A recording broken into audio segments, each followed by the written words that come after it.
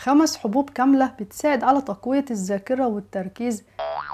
الشوفان من الحبوب الكاملة اللي بتساعد على تقوية الذاكرة والتركيز، عشان الشوفان مليان فيتامينات زي فيتامين بي وفيتامين اي وعنصر البوتاسيوم، فيساعد على تحسين عمل المخ وتقوية الذاكرة والتركيز أيام المراجعة والامتحانات.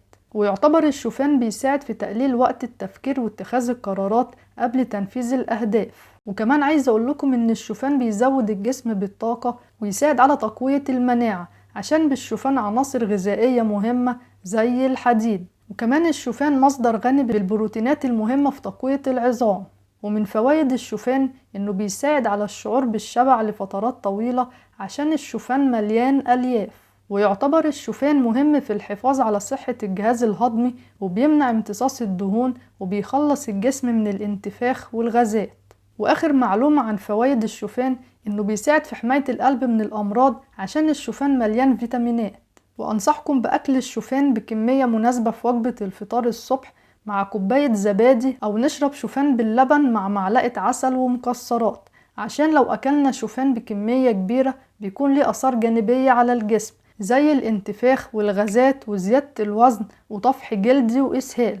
وممكن نستعمل الشوفان بطرق كتير زي طحن الشوفان ويبقى دقيق ونضيفه على المخبوزات، أو نعمل عيش بالشوفان، أو نعمل بسكوت بالشوفان. وأنصحكم بتقسيم كميات الشوفان على الوجبات في اليوم، بدل أكل كمية كبيرة من الشوفان في وجبة واحدة. وبكده يبقى احنا عرفنا مع بعض فوائد الشوفان، وأهمها انه بيساعد على تقوية الذاكرة والتركيز.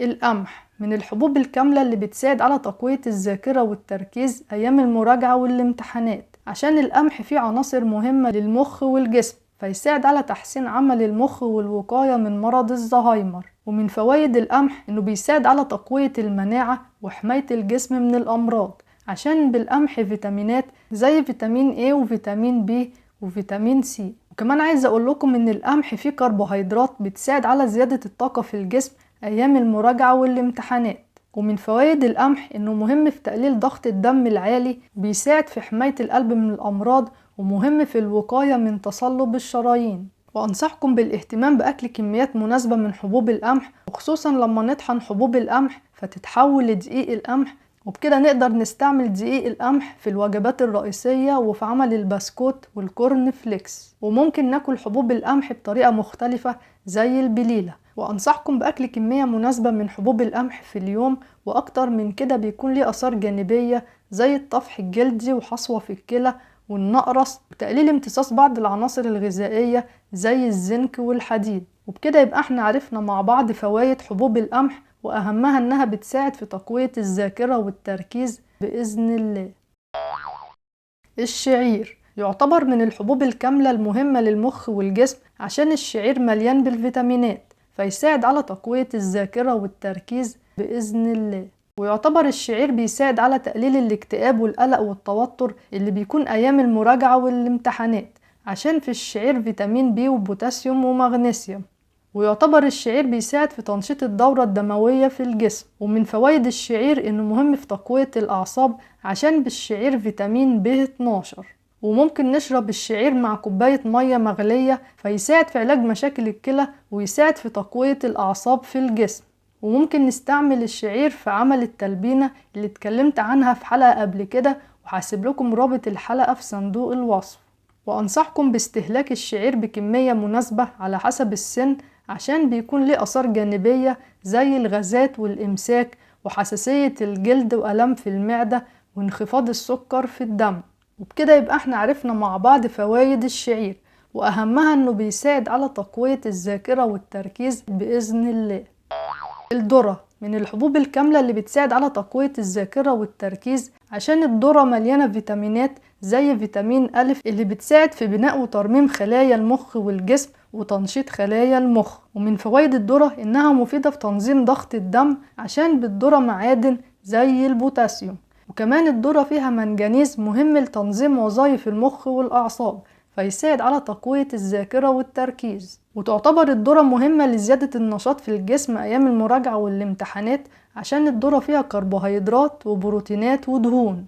وكمان عايزة أقول لكم إن الذرة مليانة ألياف بتساعد في تحسين الهضم وعلاج مشاكل الجهاز الهضمي. وتعتبر الذرة بتساعد في الوقاية من أمراض القلب وتقوية عضلة القلب، عشان الذرة فيها دهون وأحماض أوميجا 3. ومن فوائد الذرة إنها بتساعد في الوقاية من الأنيميا، عشان الذرة فيها حمض الفوليك وفيتامين ب 12. وعلى فكرة حبوب الذرة بنطلع منها زيت الذرة ونشا الذرة ودقيق الذرة. وهقول لكم على معلومة سريعة، لما نطحن حبوب الذرة بيطلع عندنا دقيق الذرة أو النشا، وده بنستعمله في الخبز أو في الوجبات الرئيسية والحلويات. وممكن نعمل فشار من حبوب الذرة أو نسلق حبوب الذرة ونحطها على السلطة. وأنصحكم بأكل 200 جرام من الفشار في اليوم، يعني معيار كوباية، عشان أكتر من كده بيكون ليه آثار جانبية على الجسم زي عسر الهضم وزيادة الوزن ومشاكل في المعدة وغازات. وبكده يبقى احنا عرفنا مع بعض فوائد الذرة، وأهمها إنها بتساعد على تقوية الذاكرة والتركيز بإذن الله. الرز البني بيساعد على تقوية الذاكرة والتركيز، عشان الرز البني فيه مجموعة فيتامين بي اللي بتحافظ على تحسين عمل المخ والجهاز العصبي وتقلل من الإصابة بالزهايمر. ويعتبر الرز البني مهم لتقوية الأعصاب، عشان الرز البني فيه بوتاسيوم وكالسيوم. ويعتبر الرز البني فيه ألياف بتساعد على الشعور بالشبع لفترات طويلة وتساعد في تنشيط حركة الأمعاء. ومن فوائد الرز البني إنه بيساعد في تقوية المناعة، عشان الرز البني مليان فيتامينات ومعادن. بس أنصحكم ناكل كمية مناسبة من الرز البني، عشان الكميات الكبيرة بتعمل آثار جانبية زي مشاكل في الكلى وتقليل السكر في الدم ومشاكل في المعدة والإسهال. وممكن نشتري الرز البني من السوبر ماركت أو من أي موقع أونلاين، بس ناخد بالنا نبص على تاريخ الصلاحية. وبكده يبقى احنا عرفنا مع بعض فوائد الرز البني، وأهمها إنه بيساعد على تقوية الذاكرة والتركيز بإذن الله. ولو عجبتكم الحلقة اعملوا لايك وشير للحلقة مع أصحابكم عشان يستفادوا، وما تنسوش تشتركوا في القناة وتفعلوا الجرس عشان يوصلكم كل جديد بإذن الله. وبكده يبقى احنا عرفنا مع بعض 5 حبوب كاملة بتساعد على تقوية الذاكرة والتركيز بإذن الله.